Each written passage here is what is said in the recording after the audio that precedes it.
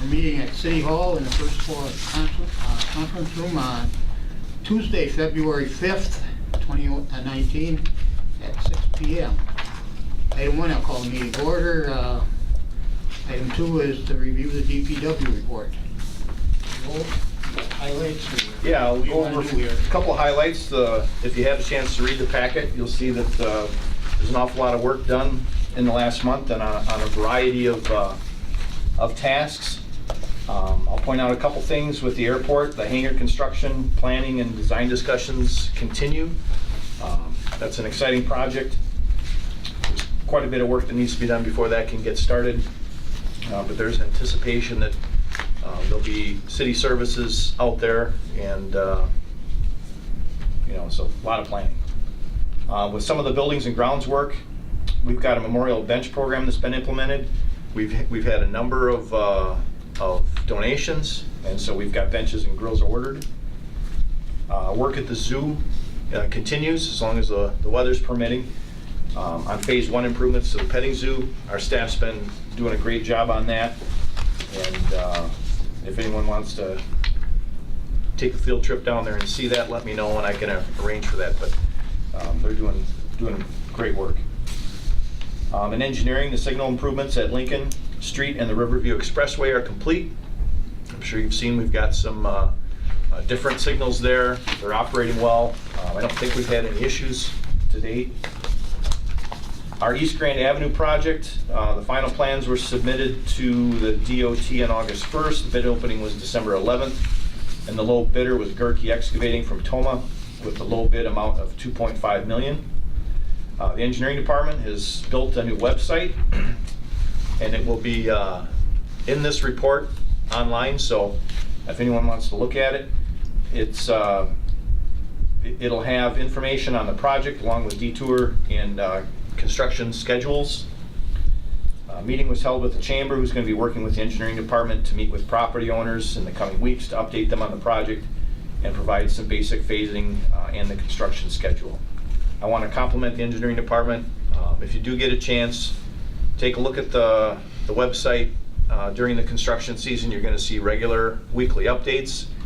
It talks about what we've accomplished this week, what we're proposing to accomplish next week, and a photograph and some contact information. It's specifically intended for folks that live along the construction site, but I think it's equally might be equally interesting to you folks as older persons. We've got the 2019 tentative construction schedule also shown on the website. We'll be meeting with our street department and our engineering department together here in a few days to review that schedule and those projects as well. And a point to note on the East Riverbank Recreational Trail, one of the requests from the committee and council was to do some soil boring work. That work is now complete and report data should be available soon. We also have some data that the city has received on our railroad study as far as just delays, things like that. We haven't had time to get anything put together as far as any future recommendations, and the date is still rough yet, so we'll look for that in the next coming months. We've had a couple of retirements. In December, 31-and-a-half-year employee, Keith Virginski, started work in 1986, had many positions within the street department. Most recently, he's a grader operator and an end loader operator on our construction crew. And in February here, just a week or so ago, 30-and-a-half-year employee, Kevin Anderson. Kevin started work here in '88, and he also held many positions within the street department, most recently relief loader operator, relief excavator, and tractor backhoe operator. Both of those gentlemen were extremely talented and were very competent in the field and thought well on their feet. And they'll certainly be missed as we move some of our other staff around and try to fill those vacancies. We've also started build out of the new garbage cans. We've got about 3,500 of 7,200 assembled. And with that, our staff has constructed some tools to help move them. And it is really impressive to see how efficient that operation has been. It's a lot of carts to move and manage, and the equipment that our staff built to do that, it's impressive. We completed our asphalt crushing project. We're using those recycled materials for shoulder material and in our alleys. We rented the machine this year and did it ourselves. And I don't have final dollars yet, but I know we saved quite a bit over hiring someone to come in and crush for us. One of the things, again, I want to point out, I guess, a couple little projects over at the shop. When we plow snow, we've got some pretty heavy equipment with some pretty big blades, and we generally end up with some failures during the operation. And our mechanic staff has got to put stuff back together quickly so that we don't delay our work, and they've really been up to the task. In your packet too, there's a photograph. I've got a photograph of the dozer. You'll see that the tracks are off of it, and the blade is off of the front. That's a 5-year service performed on the 17-year-old machine. The turn pins on the track were replaced. We replaced some hydraulic hoses. We replaced bushings on the hydraulic ram. Made some new blade pins, installed hard surface on the push blade, installed new cutting edges. And I just want to take a minute. I was over there just kind of observing that operation. And that machine is getting kind of tired and sloppy. And one of our staff members, and he's not one of our regular mechanics, but he has a real talent for fabrication. And he had a method for rebuilding the bearing surfaces on that machine. It was really amazing. And sometime, if you're interested, I'll go in a little more detail about it. But it was truly impressive, the level of skill and the amount saved. We're estimating that our staff worked on that for about 2 weeks. That we saved about $15,000 with the talents that our staff have versus having that thing shipped off and repaired at a factory shop.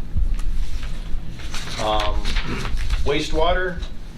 In December, we hauled 1,950 tons of exceptional quality Class 8 fertilizer to a local farmer, and we're compensated for all of the hauling. So that's a first time that the city has been able to dispose of its sludge at no cost, and we continue to work on potentially developing a market for that, and maybe selling it for some cost to alleviate some costs to the ratepayers for the wastewater plant.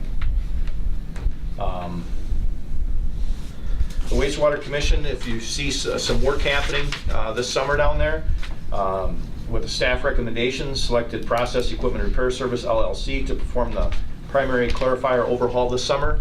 2 years ago, we did a clarifier overhaul. That same company is doing the other one. It'll extend the life of those clarifiers by at least a decade. And also, the street staff has been assisting the wastewater collection system crews with winter dead end flushing and cleaning.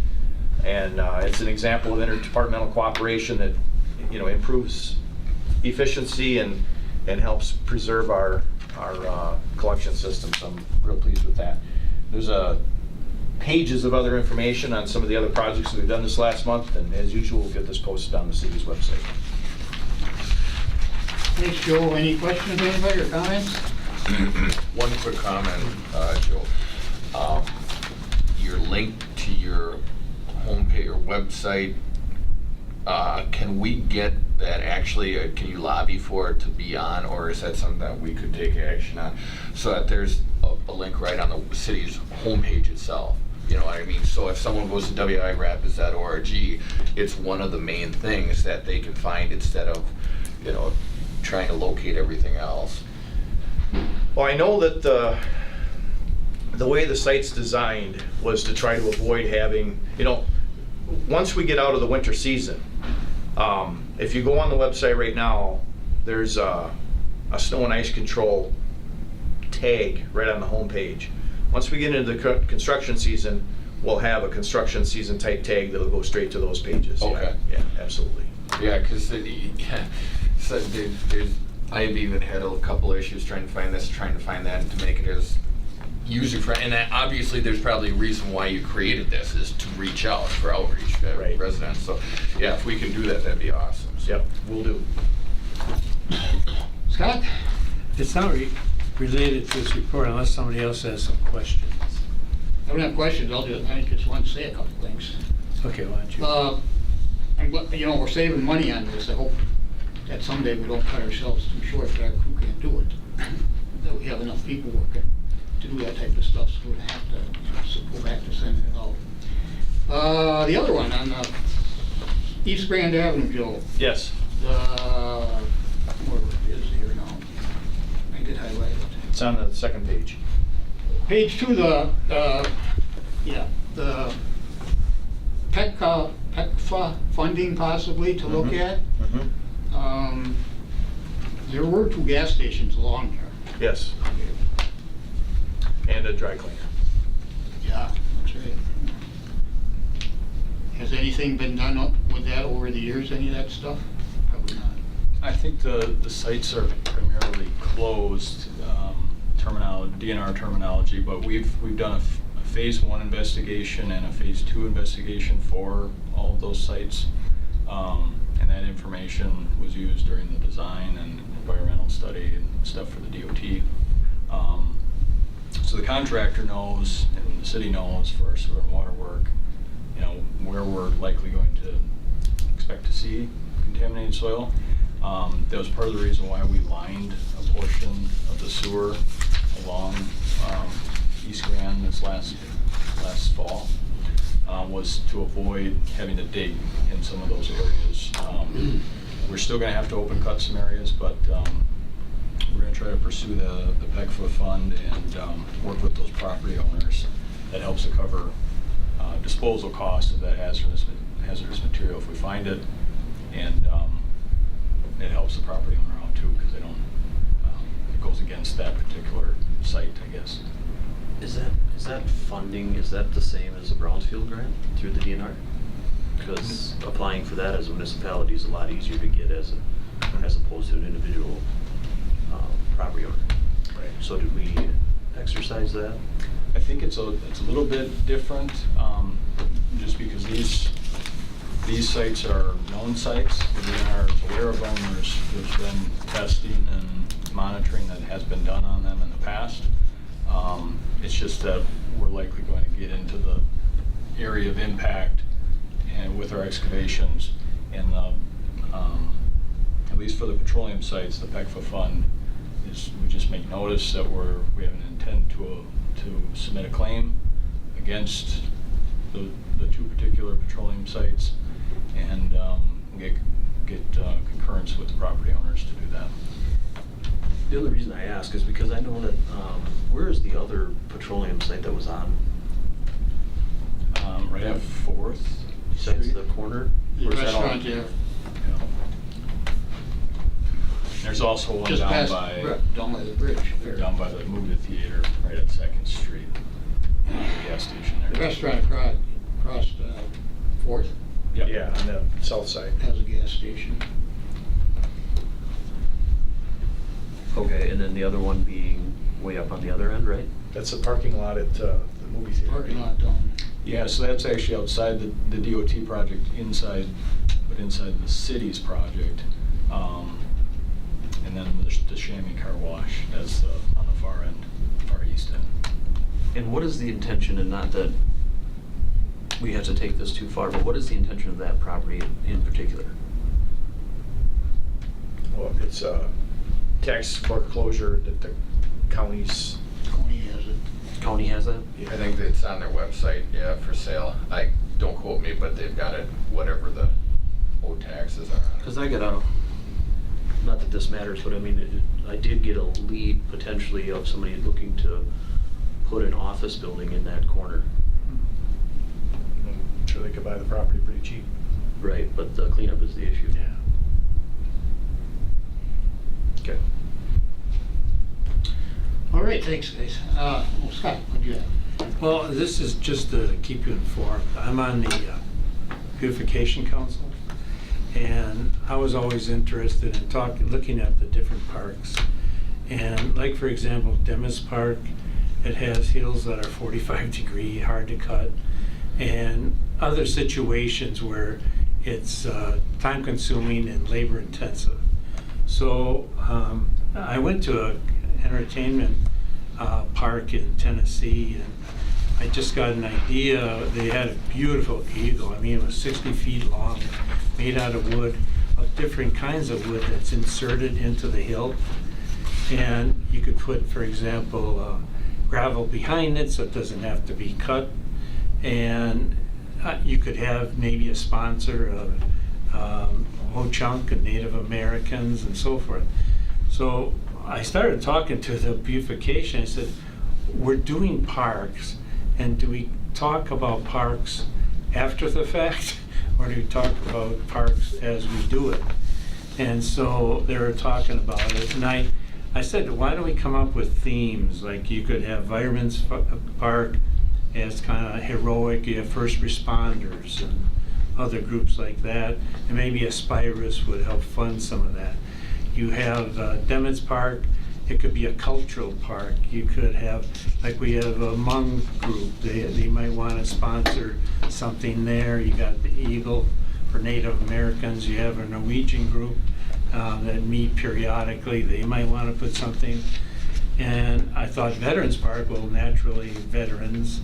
And then they're talking about Legion Park, where they're going to put music in there. Well, maybe it's a theme of music, jazz and all that. And you could have things like, if you have a railing, could metal notes be on it, or just step out of the box. And in the conversations, one person even mentioned that one park, I think it might have been Appleton, but they thought it was exciting, but when they poured the concrete, they put like statements in the concrete, you know? So if you have the Veterans Park, I don't know, I'm just brainstorming, but the Constitution, other things, stamped right in there.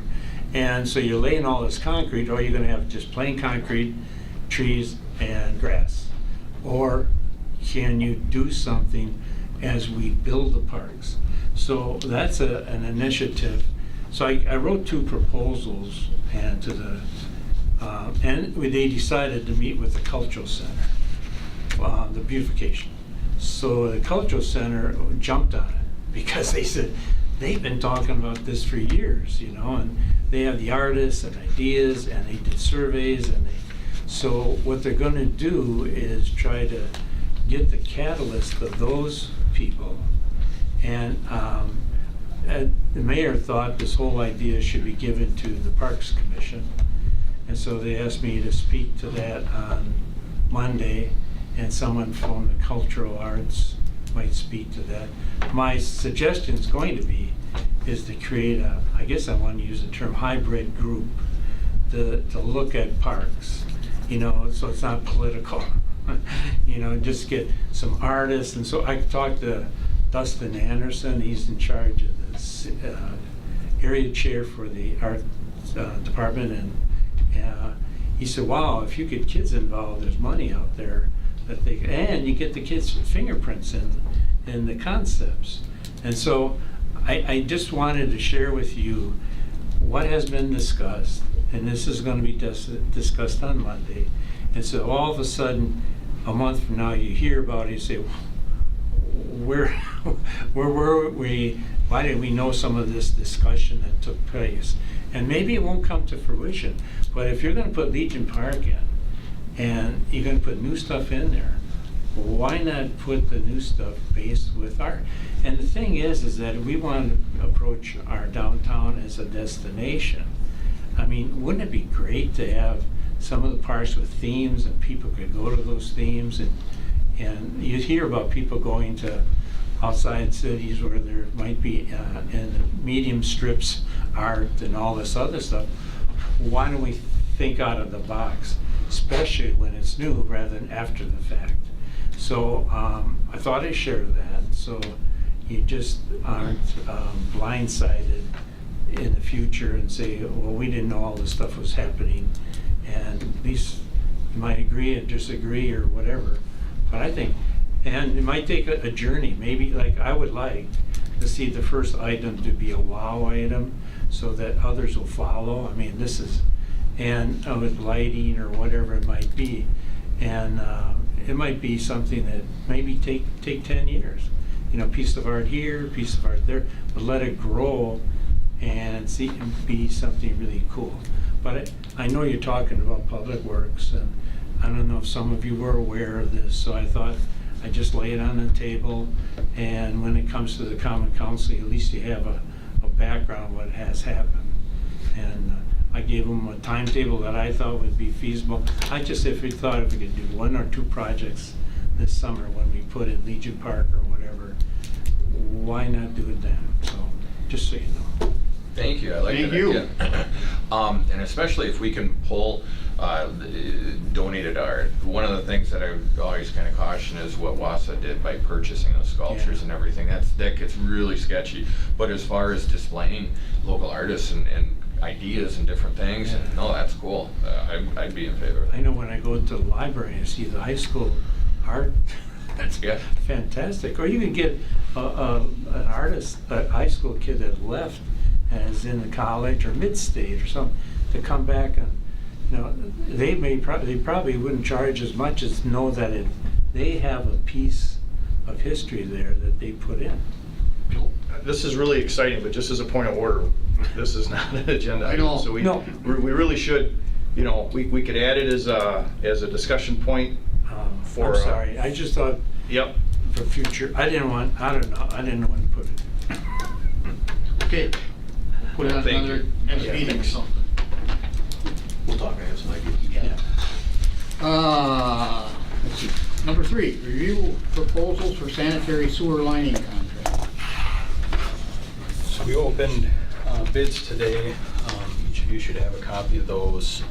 We had 5 bidders for the sewer lining contract. Also included is the engineer's estimate, so you can see where that came in at.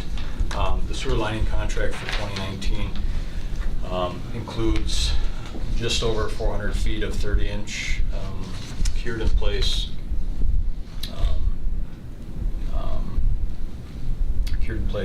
sewer main lining.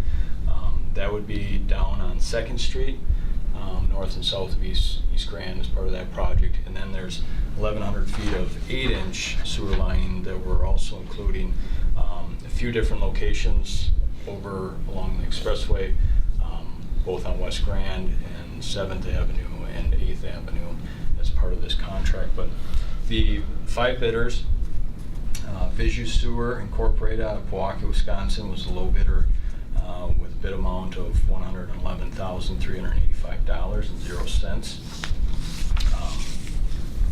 Our engineer's estimate was around $123,000, so it falls in the mix of the other bids that we have. And we've taken a look at all the submittal documents that they have, and everything seems to be in order with the bonding and their bid. So staff would recommend approving Visu Sewer Incorporated as the qualified low bidder for the 2019 sewer lining project.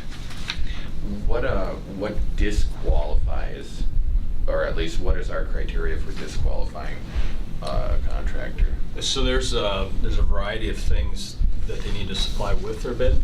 So lack of having any of those items is qualification for throwing the bid out. In addition to that, there's a list of pre-qualifying items that they need to meet. So we review all those and make sure that that they've met all the qualifications, that they've got all the documents, that everything adds up on their bid, that everything looks the way it should be. They've got the proper bonding amount, and but they're not on our disqualified list. Was there anybody that was disqualified? No. These are all the bidders, and we've worked with Visu Sewer and Terry Engineering and In Situ Forum in the past. I don't believe we've worked with the other 2 previously for lining projects yet, but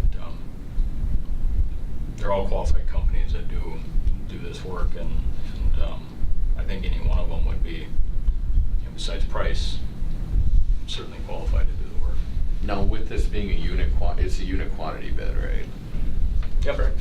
So, is there any, if we go with, and we ultimately got to go with the lowest bidder anyway, but if we're more than $10,000 under what estimate, engineers estimate or budgeted amount, is there anything else that we can add if there's any emergency spots in town? Or Yeah, is I there? mean, if something were to come up, and, yeah, usually the contractors are open to that, as long as we're within 15%. If you're adding work, they're usually always happy, but by contract, I think 15% is usually the a qualifier for how much you can go up or down. Is there anything off the top of your guys' head that might be of interest to do that? Because while they're in town, if we can capitalize on a really good bid. Sure. So our long-term goals were really to try to look at 2 years' worth of lining, and then we line every other year to try to do a larger amount. So we do have a list of projects that are potential lining projects. We can certainly take a look at these numbers and see if these are wastewater priorities. If the wastewater utility in cooperation with the engineering department's defined a number of lining projects, we can certainly take a look and see if there's a desire to do more, and if the wastewater utility's got a budget to do more, and take advantage of the price if we can, sure. Did we budget that amount, 123,000, whatever the engineer's estimate, or no? I think we budgeted 160, didn't we? Oh, really? Well, so part of the budget number included Your sewer guys' replacement on Second Street. Oh. And since budget time, as we got more into the design, it was rescoped that the cost to dig down and groundwater issues, potential rock issues, 30-inch diameter pipe in the downtown, it would actually be more cost effective and safer to do a cured-in-place liner for that section of pipe. And so we were planning on doing a lining contract in 2019, but at the end of 2019, it's the Second Avenue project and the need there that said, well, rather than the end of 2019, let's move it up, and that's kind of how it evolved a bit. But Something that I actually agree with you on, that is that we should be taking advantage of it. If it's budgeted and the bids are favorable for us, let's take advantage and knock off whatever are the high points. Yeah, we might be able to fit another project in with what the utility's got budgeted. We'll work with Ryan and the wastewater utility on that. So then with that, I'll make a motion to approve the lowest qualified bidder, Visu Sewer, at $111,385 even. And with the recommendation to ask the engineering department to work with wastewater to potentially maximize our budgeted allotment with this good bid, or with this bid, and see if we can get something else out of it. I'll second. Motion and a second. Any questions by anybody? Any all in favor, respond by aye. Aye. Opposed, ayes have it. Thanks. Thanks for bringing that up. Because you actually agree with me. Just echoing a statement I've heard in the past. Item 4, review referral from Scott Kellogg relating to a potential neighborhood cleanup program. Well, I was on the Public Works Committee, I think it was 2016, and Chad Worrell did a fantastic job in Ward 1. But it wasn't Chad Worrell, but it was the community. I mean, he really had a catalyst of people that wanted to clean up the space. And I talked to Chad. He had a lot of the good points, and then there's some bad points. You know, like what happened in some cases, people from outside the ward would bring tires over and dump them off, or refrigerator over, because they'd be, free taking them away and so forth like that. So I kind of just thought, oh, maybe not a good idea. So I tabled it for a long time, and I said, well, why don't you just take it off, But Joe asked me to come up with an idea that I might have. And I think it's a different idea I'm gonna share with you. And I hope you just look at it in the big picture, because it's going to be, I think it's an interesting concept that if we ever embark on it. So, here's some explanation. Take one and pass it on. And the idea is I want to tell you the principle around the idea first, and then share you what the idea is. Basically, I think the city can start to develop an image of recycling. I mean, you got the solar panels at the library. We got the new recycling initiative with the city. You got the aluminum recycling plant that's coming in. And this feature that I'm going to share with you, I think, adds to that. So we can actually get perceived as a city that's focusing on recycling and things like this. The object, too, would create a positive neighborhood appearances. I mean, if you look at the list that we get every month of violations, I mean, it's a list of 5 pages, 6 pages. And then we could maybe, with the idea that I'm going to share with you, reduce the landfill use. And then also provide benefits for repurposing items and provide a solution to excess garbage pickup. And that's been a discussion, I know, with the Public Works. And to accomplish it would be through summer help, seasonal help. I worked for West Dallas, and I know, Thad, you worked for here. But I worked on garbage crews for 3 years, and you get decent pay, but you work for 2 months, you know, college kid, and you go back to college. And so I think it would be a decent, it wouldn't be that costly. And also we can use our old garbage trucks. We have them, we're going to get new one, but the old ones can, I think, function here and provide a service. So the plan is, it's kind of complicated. I'm going to, the first page is what it would look like for a whole year. But then the second page, I think it should be phased in, because it'll be different. So you take one of these and take one of these. But when I was thinking of July, let's say you take the first week of July, and I didn't use numbers of districts because I didn't want to be convoluted with what district. But let's say you take District A in the first week of July, and this would be every year. The first week of July, people that want to put on the curb things that could be reused. I mean, I picked up things, when I was younger, I had 4 daughters, we built a house, I wanted to build a rec room. I didn't have the money, so I even dumpsters diving and stuff. A bank gave away carpeting, and I took all the carpet that was on their desks, because they weren't used, and I brought it home, put it in the basement. And you know, my neighbor goes to auctions and brings home things and resurfaces it and sells them as garage sales. I know someone bought something at a garage sale I had, now it's in that door 3 on Main Street, and selling for, and he resurfaces it. Otherwise it would be in the landfill. So, and then the second week, the items that were left on the curb get picked up. Now the first year, it's going to be a mess, in the sense that there might be more items. But if you did this every year, there'd be less and less items. And then you would have, that would be the seasonal group going around picking up whatever's left over. And then the second week, while that team is doing that, people would put out on the curb. I put a vacuum cleaner out the other day, and it was gone in 2 hours. And then the third week, District B would pick up the things on the curb, and then District C would put items out.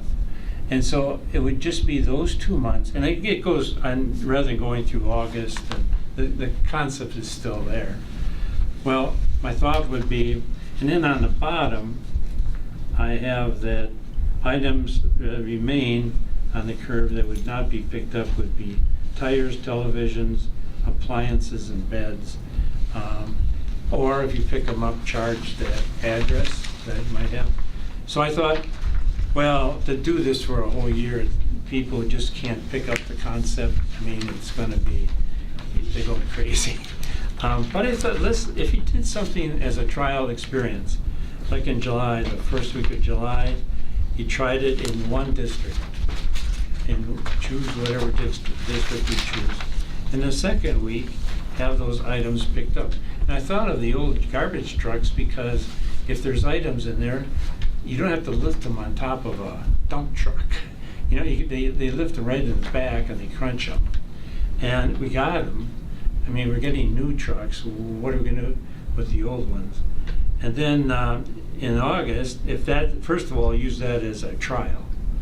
And then in August, do another district and learn from it. What are the good, the bad, the ugly? And if it works, what you're gonna find is you're going to reduce the landfill. People are gonna come and repurpose items. I've picked up dressers and so forth and took it up to my daughter in Minneapolis because she has a family of 6 and hard to make ends meet. And the thing is, why not provide that option? I've gone to Choose to Reuse. I don't know if any of you have done it, but Choose to Reuse, it's a major undertaking, and I can't see us doing that. But what you have is a truckload of people coming in to Choose to Reuse to dump stuff off. Then they put things on the tables, and people, like, I'm exaggerating, 50, 60 people, pick them off and put them in their truck to take home to resell or garage sale or finish. And so in a way, it's a concept of that, but by districts. Now, you might say, wow, this is gonna be a big project, but I suspect after you do it the first year, you're gonna have less and less items the next year. I mean, how many times, like a lot of people may have an item that they really don't want, but they don't want to do a garage sale. I hate some of my garage sales because I put them out because I feel guilty, nice items. I don't get much for it, it's not worth my time. But I just assume put it out on the street because it's still decent, we don't want it. And people could just pick it up, and you're gonna find that happening. But it's something to think about, and I thought the ward situation would be really a major undertaking. And this would be something, if we did a trial, even one district this summer, and say it was good, the bad, the ugly. But if it's good, it'd be interesting to try it. Food for thought. I don't know. Well, I agree with you that something like this, we're going to have to do that as a society, and that kind of comes into the idea of sustainability. And one of the characters that has been involved in the sustainability movement for many years, David Orr, who's published a number of books, and the city that he actually lives in Ohio, that has a number of sustainable attributes to it, whether the wastewater treatment plant and everything else. It's kind of interesting because I actually do that myself, is take items out of the dumpsters on construction sites because there's a lot of aluminum cans that get dumped in, copper, steel, all of that's 100% recyclable, you know, and I'm pulling that out, and interestingly enough, no one has ever, you know, complained about that. And the first thing I would say is, this is respect. I don't care who gets the money for it. Let's take it and recycle it. And interestingly enough, too, is that I've got an opportunity to publish a paper as far as upcycling construction material as well. So this is something that really resonates with me. How we execute it, that's going to be the challenge. But to actually get to the motive of pulling items that should be recycled, upcycled, repurposed, keeping them out of landfills, we're going to need to do that as the further we go, because to suggest with all the technology that we have and the brilliance that we have, we take garbage, dump it in a hole, cover it up, and pretend it doesn't exist anymore. So, yeah, if we can be innovative that way, especially with it being kind of a pari-mutuel type of a deal where it's a give and a take, that it doesn't really cost much resources on it, I'm absolutely in favor. And so, I think, I go back to this whole idea of the image of the city. I mean, it's one more, I think, a feather in the cap. And like I say, first year, if we do the trial and work out the bugs, then you do the whole fledged that first year. The second year, I would think, and I think you have to tell the district, send a notice to the district with a map of the district. People don't know what district they're in. And just say, this is the boundaries, we're gonna pick this up. And you're gonna have trucks going around picking up the chair, picking up the table, repurposing it, and selling them at garage sales, or keeping them themselves, or relatives that need one, or one person bought something and took it up to their cottage up north. And I say, you know, it might be interesting. So. Sounds interesting. I guess, no, and I agree with what Well, no, Scott's been saying, I agree with you. It's different. This is but exciting. we're, I mean, you know, instead of just talking about it tonight, what you're doing, how can we put that on a future agenda or whatever to come back with well, doing this, that- to put this into trial? And that'd be a really good question. And Mr. Kellogg, since you're the one that brought it up, if you could find examples from other municipalities, whether it's in Wisconsin or outside Wisconsin, that would be really cool. That would make our job as a committee Yeah. a lot easier. And I was just thinking, you know, when we could bring it back to 2 months from now or whatever, so we don't just lose sight of it. And I think this, like the third year we did it or whatever, I would think the seasonal help would only work until noon.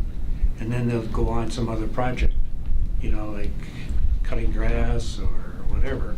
Because if you did it 2 years in a row or a year in a row, there's less that's gonna be out there. But if you did it that monthly, if every month they know when it's gonna be out there, then, hey, this is our month, let's put it out. By the end of the night, people will take half of it. And you have less to pick up and less landfill. So I think it's a combination between choose to reuse, which is a major undertaking, and this, and also cleaning up the yards. I mean, it just would be interesting to see. And then the issue about garbage too, you know, somebody. I guess moving forward,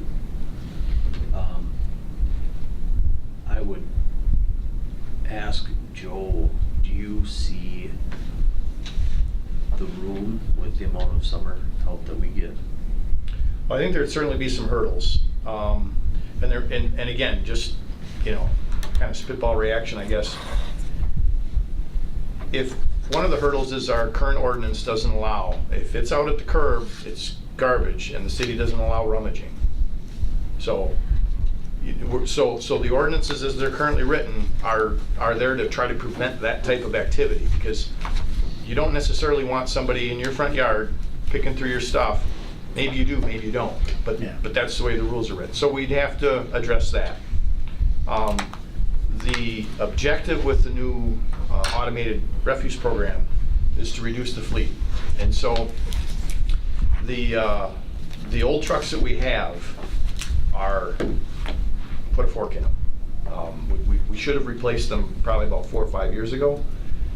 And so we would normally keep the 2 oldest trucks and get rid of keep the 2 newest trucks, get rid of the 2 oldest trucks. But this particular fleet has already really nickel and dime the city. The maintenance cost of those vehicles was really high. And so the plan for that fleet is to, and it's part of the contract with the proposal for the new trucks, is they're going away when we get the 2 new trucks. So we have our recycling truck, our 2 new refuse trucks, and then we have a single backup truck, but they're all the automated style. So which isn't to say we couldn't work with another municipality. You know, Nacusa's still got a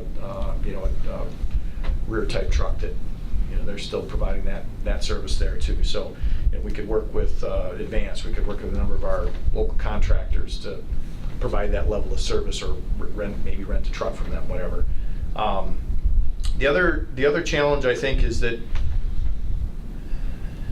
we're going to see more than good usable stuff set out, and it's going to be out there for a week, maybe 2, and so I'm not sure that aesthetically it's going to result in the concept that you're thinking of. You know, some communities do a community-wide rummage sale.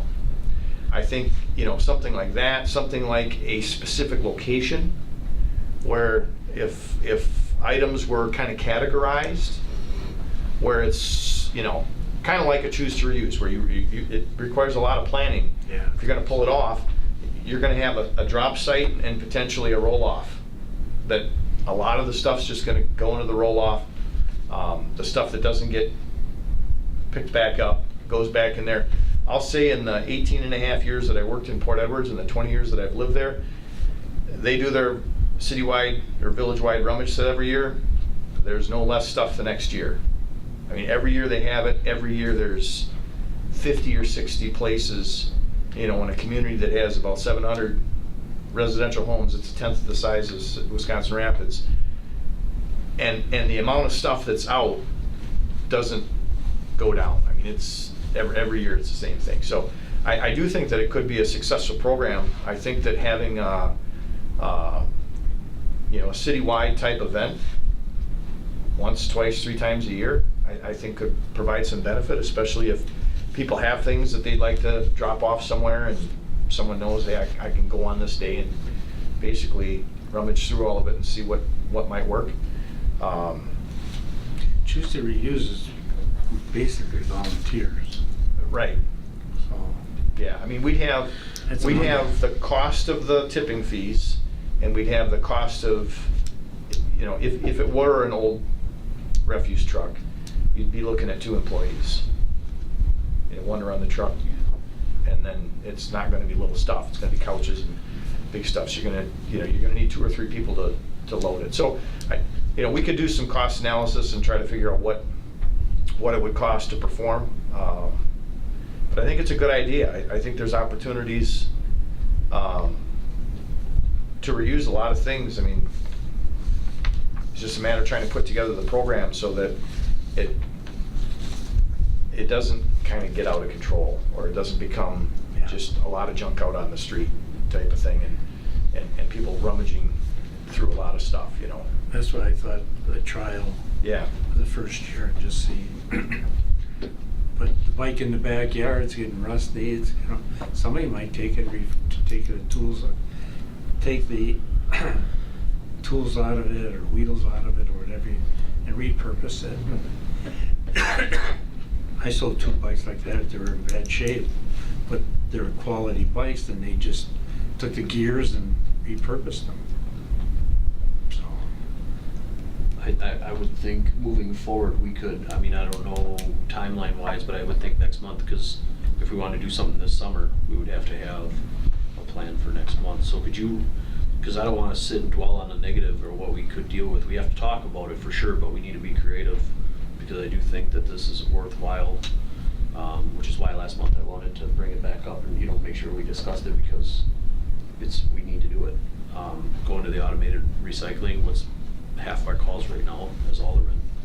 What are you gonna do with all the other stuff? And I don't wanna see this end up down a dead end road where we're out on Blueberry Ridge, where every time you go out there, it's a pit, so, if we could capture that for next month to see what the negatives are of it, or what the positives are in a unique way that you figure that you can come up with something, and maybe it's not 2 weeks maybe we just once a month citywide, we do, this is the week, put it out, pick it, whatever, put it out on a Wednesday, it's gotta be picked up on Monday, or we'll come through on Monday and pick it up, Maybe we do something like that. Maybe do the west side, then we'll do the east side a month or something like that. But I definitely think it's worth looking at, but we have to move on it. Yeah, Because for if we- sure, for Well, sure. I mean, the biggest challenge is we don't have a budget for it. We have to, We got a budget amendment coming up in March. sure. So that's what I'm saying, we would have to move on this fast. We can try to figure out a lower priority activity and move it aside. That's what I was hoping. I know seasonal help is, you got the trucks, you got everything, but, I mean, I think 2 college kids throwing it in, I think it's a great job for them, you know? But you still need that CDL operator to operate, Right. unless it's a pickup or a 1-ton or something like that. And I think it, again, it goes back to the image, and I think the public would say, hey, I think you're being responsible, just like for all the other things we're doing. So, Joe, do you think, I guess you and maybe with Scott helping out, could come up with something to bring back to us? Yeah, we In a can month? at least put together a list of things that we would need to address Right. legislatively Yeah. and then budgetarily. Well, and I definitely think, think about the way you can utilize your manpower as well. I mean, if it's 1 extra summer help or 2 extra summer help, you know what I mean?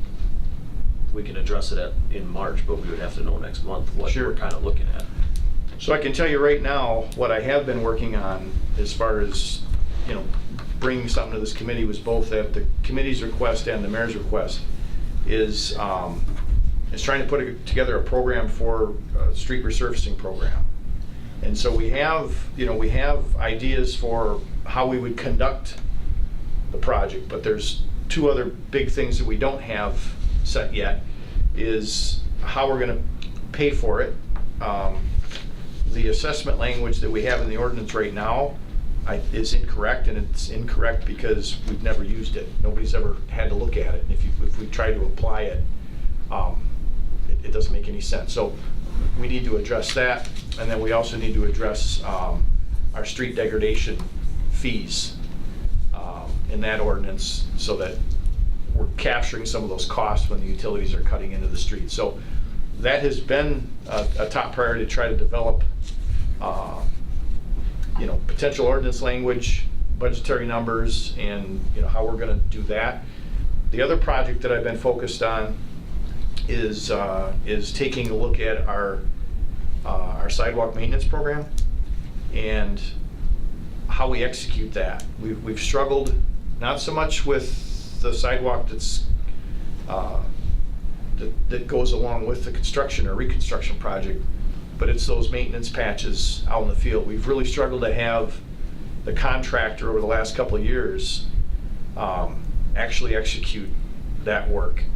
And so we're still exploring how we can involve our local contractors in that. And I think what's going to happen is a local contractor be willing to fill the hole back in, but we're going to need our city staff to do the removals, do some of the prep work if there's some tree roots, and some of those activities. So we're trying to figure out how to juggle staff to accomplish those activities. And I think this is worthwhile, but it is going to be a little tough, I think, to get all of that done, unless we want to put something off for a little while.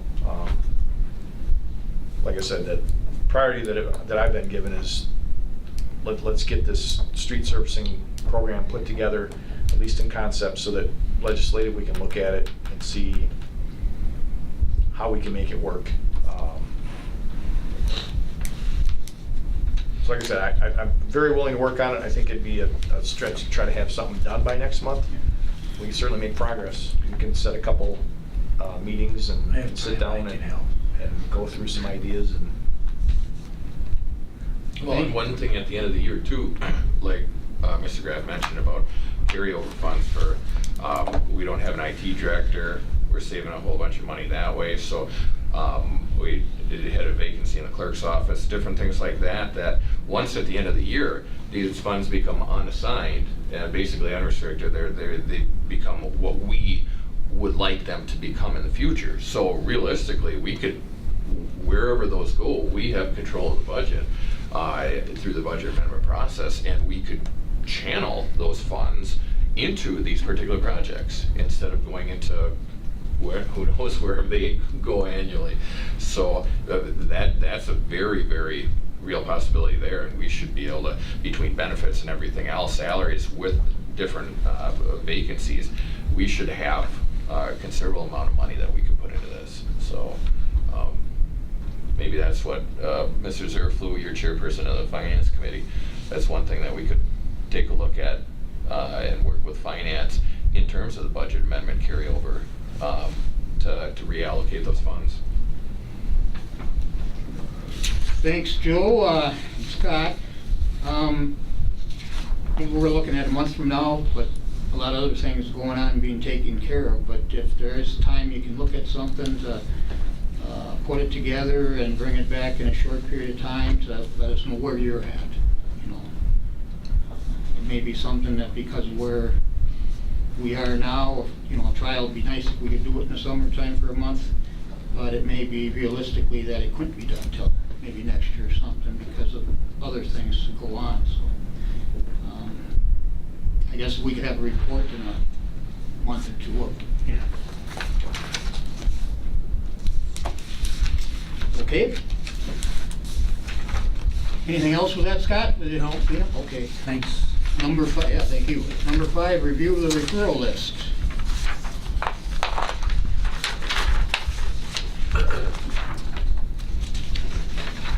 And number 9, I can get a copy of that to you folks.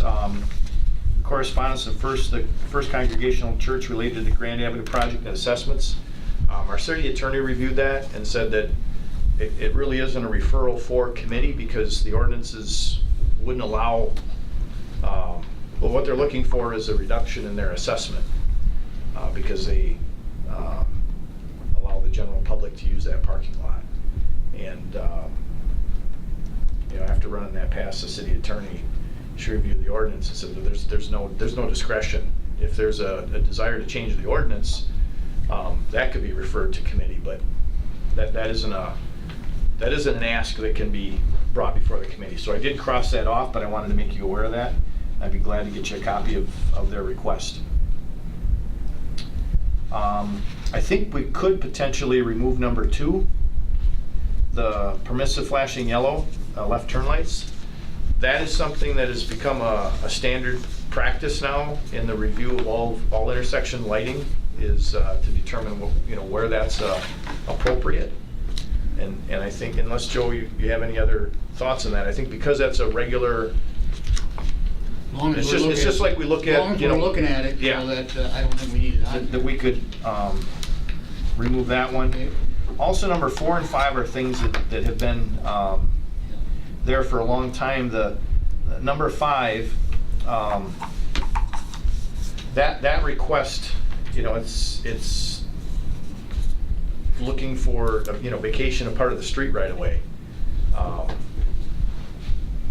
You know, it was put on the referral list.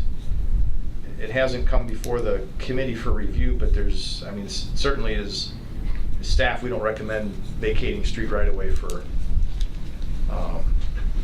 you know, for a fence or anything like that. Can you explain this one further? I guess I didn't even realize this one was on there. Yeah, so the property owner at 1911 First Street North, it's, here, let me just bring up on the map here where that's at. Northwest corner of First Street and Riverview Drive. Right where we started the new On the multi-use corner? trail Right on the corner there? going to Yeah. Buren. It's that first house on the corner. Let me just bring this up, We I'll painted pass this around. crosswalk right there on the west side of the street. That's where this residence. Does Riverview come off of, like, it goes west from First Street North? Yep. Curves around a little bit there. Okay, so we've, you know, Yeah. so you know where we're at. So this is this rectangular lot right here, Okay. and this is the street right away.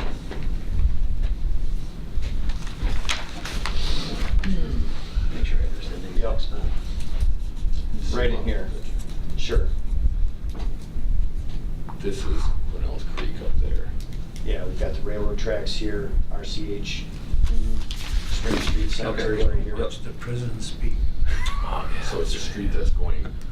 Right. It's supposed to be the last one. And eventually along Riverview Drive, you know, that's an area Same old, where, same old. you know, the city's received a donation, don't know if we'll be able to use it in the time frame that they're interested in. You know, to extend the multi-use trail along Riverview Drive and then somehow work to get it through the woods and tie back in, you know, to our system. But I don't see where there's any benefit to the city to remove that.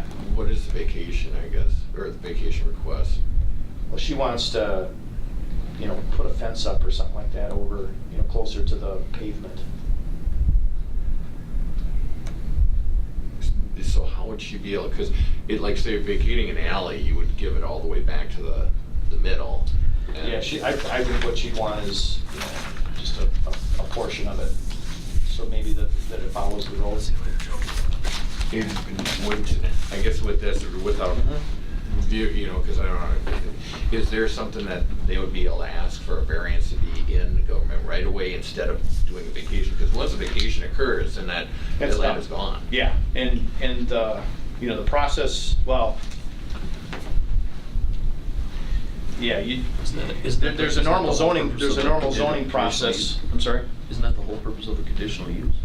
For exactly what you're saying? No, No. conditional use would be if you can do it on your own land. Technically, this is the city-owned property because hypothetically in the future, we might want to put either sidewalk or the road to extend over there. So I understand that this property owner is asking because technically you own all the way to the center of the road, despite the fact that there's right-of-way there.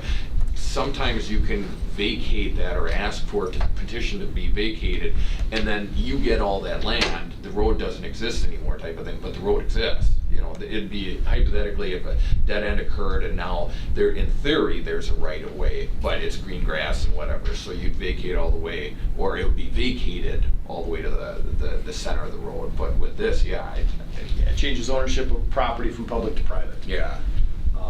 And I think the property owner was just surprised to find out where the property line actually was in comparison to what they were using. Looking at it, it does look surprising. You know, I mean, was it an actual like a? It's a standard square lot, and I think when that area was subdivided, That road may have never been there. I think that road was a bit of an afterthought. And then when that was developed and then that road was put in there, instead of making it round right there, the developer just took one square lot out of it and went Right. around. Yep. Yeah.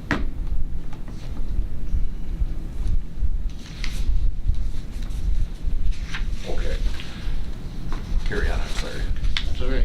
We're getting to the end anyway, Yep. but this has been there, so Yeah, it had been there, and there hadn't been any action, there hadn't been any further, you know, any further discussion from the property owner there. You know, normally, you know, if the city's gonna look at doing something like that, you sell it. Yeah, again, just without knowing that there's a desire to potentially get that trail off street, I don't think it'd be wise to consider vacating that until either the trail is designed or the council decides we're not putting a trail there. And then once we have those plans, I think we can be a little more flexible if we want to make something. well, I think we could remove it. I think we can remove And it. as you're talking, if it comes down the road that we don't need it or something, that we can look at it again. No, we can always take it out. Yeah, there was also a number 4, request to evaluate traffic control warrants at the intersections along 16th Street. Again, that's a couple of years old. I think we don't have any, you know, accident history or anything like that to suggest that we have issues there. I guess what we have done on 16th Street related to Lincoln High School, we did a speed study related to the restriping and some of the traffic control operations with the school. And then there was another request that we looked at, I believe it was at 2 Mile Avenue, regarding the stop signs there. And I had gone through the analysis of the warrants to an extent to find out enough information that they weren't, that any changes weren't necessarily warranted. So and we haven't looked at the other intersections along 16th that encompass the request, but 2 Mile was one of them, and the speed was an issue. And so we have looked at a couple things coincidentally since the time of this initial request. How do, I guess this is more of kind of a generic question. How do we enforce speed in certain areas? And for example, I know like 25th Avenue is one that has been brought up. 16th Street, it does seem like it's kind of a cut through to get from the south side of town, southeast side of town, all the way to 54. Different areas where speed has a higher, putting law enforcement there. I mean, are there any other mechanisms that, through a public works standpoint, that work, or is there realistically anything? Well, so, yeah, there's some conflicts generally between engineering principles and practices and what the general public feels is appropriate. 25th Avenue is a perfect example. I mean, we had a room full of people here. I think we met in the council chambers that night when we talked about that. The speed studies, the width of the road, the design of the road, the intent of the city that it's an arterial street, everything pointed to a 35-mile-an-hour speed limit for that. And ultimately, that's not what it's posted. It's posted 25. And I think one of the issues that you see there is that police department, those staff are people too. They know what a reasonable and prudent driver should be driving, and maybe you don't see as many citations in that area because of that. Yeah, it's when you have a denser population, more driveway accesses, things like that. There are some things that we can do. The Boulevard Tree Program is a great one. Keeping the streets the appropriate width for the traffic that it's designed to handle is another great one. If you build a street that's too wide, a residential street that's really wide, people fly down it and feel comfortable doing it because it feels normal. I mean, some of the streets, when you're talking a residential street that's a little extra wide, it's got wide parking lanes, it's as wide as a highway. First Street North is a good example of that. We had parking on both sides of that street, and when we redesigned that, rebuilt that street, the parking was removed because we needed the space for the recreational trail, but the 85th percentile speed dropped from, if I remember right, it was 5 to 7 miles per hour from a before to after condition, just having a narrower street. So there are some things during the design that can be done to help push vehicles to drive a little bit slower. But at the end of the day, it's whatever feels comfortable for most of the drivers. Well, what's interesting, this is one thing that I didn't even realize until not too long ago, is that Sampson from Pepper to the city limits at 2 Mile is 30 miles per hour. That's what the posted limit is. And I don't think I've ever brought it to 30 miles per hour because it is a densely residential, narrower street. But further south of that, that's where it goes to 35. you're right, you're driving 40, 45, and it feels totally comfortable because there's one driveway. Correct. It doesn't feel that speed limit, it feels too low, Mm-hmm. and the other speed limit, like you mentioned, feels too high. Yeah. Yeah. Yeah, because if you go 5 over, whatever, I don't know if that's common practice for it, but going 35 miles per hour, 5 over on Sampson in that stretch is, Yeah, it's I feel uncomfortable. like you're going fast. yeah, I feel like your speed. I'll bring this up since we're talking about it. 25th Street, or 25th Avenue, when it was brought up and under the discussion, wasn't the corrective actions moving forward that there were supposed to be speed limits painted on the road? We looked into the cost of that and decided that was cost prohibitive. Because as far as I know, that's my ward, and the last I heard that was the recommendation coming out of council, but if we could review that. I'll pull the minutes from that meeting and we'll. The other thing is to go back to Mr. Kellogg's discussion that you had earlier, Is that something that we would make a referral to this committee to discuss next month, or is this something that we would, because I guess at the end of the day, I don't think creating more groups and more bureaucracy is always the best answer. The cultural center is maybe the route, and then they can come up to us with recommendations about what they're planning to do. In addition to that program, because I actually really agree with it, especially getting the local high schools involved with it, like in the Lincoln Assumption kind of thing, like materials, you build whatever you feel is appropriate. This is the space we're giving you. These are the materials we'll give you. Be an artist, do what you can. You know what I mean, kind of thing. I'm all in favor of it. But I would like to see us pick out troubled areas. We all know Devon's Yeah, Park with that pond that we created between the driveways. That would be an opportunity for us to do something there. And then the other one that came up with a part of a concern was the not mowing the hill. And going back to what you're saying, you know, if it's Spancrete along that with a river design going down the expressway, it creates an acoustic type atmosphere where we potentially could solve an issue with your guys' mowing, you know what I mean? So I would think working in, with some troubled areas would be the best way to really get that, you know, whether it's too dense of trees or too hilly. I mean, I think, you know, definitely having that recommendation maybe from the Public Works Department, Paul Vollert, or yourself, you know, to bring up some recommendations, some sites, and take it back to the cultural Becomes a center. win-win. Right, because it saves us costs. Yeah. We're trying to deal with it, but it also helps make our city more vibrant in the parks. So maybe that's an action plan moving forward, as if we say, you know, Paul Vollert identify, or Matt Heidemann identify some problem areas, and then we kick that to the cultural center and let them, Whatever group, yeah. let that group. I just don't want to create more bureaucracy with the No. notification and all this other stuff. I mean, we got so many satellite groups and stuff to keep. Yeah, you get a group that could carry it away, but they should have a parameter. And right, and I think location is obviously a huge indicator. Let them think of what they can do with that space that troubles us, you know what I mean?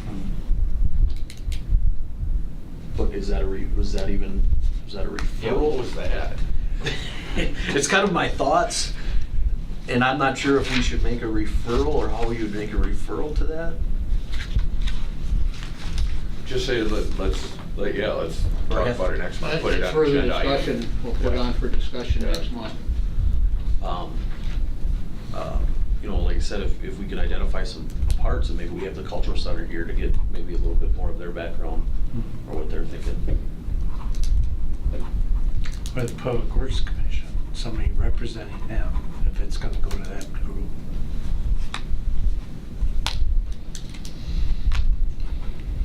Yeah, no, I mean, yeah, we could have four, because technically it wasn't on discussion this. But I can add I'll add a referral item to, you know, add, to refer this an item to identify, you know, challenge areas, challenge maintenance areas for beautification. And my goal is just to keep you informed, so you're not blindsided. Wish we would've known, you know. Thank you. Yeah, and on any of those types of things, you know, feel free to get that to the city clerk, and she can blast it out to all the alderpersons. Oh. General information updates, things like that. Okay, good Yeah, idea. we can do that. Were we gonna take number 4 off, or did we? Yeah, I think we proposed to take number 2, 4, and 5 off. Okay, yeah. I'm just wondering about 4. And then add an item to identify challenge maintenance areas for beautification. You mentioned 4, Number 4? no, what did you? No, I think that we can take it off. I think Joe commented on Yeah. along that stretch there, and it has been there for a year and a half or whatever, that we haven't had any issues or problems, that Right. probably can take it off. It's only 7:15. I know.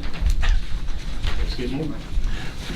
And that was actually the last item, for number 6, adjourn. I make a motion to adjourn. I'll second it. All in favor, respond by aye. Aye. Opposed, ayes have it. And we're adjourned at 7:15 PM. Thanks.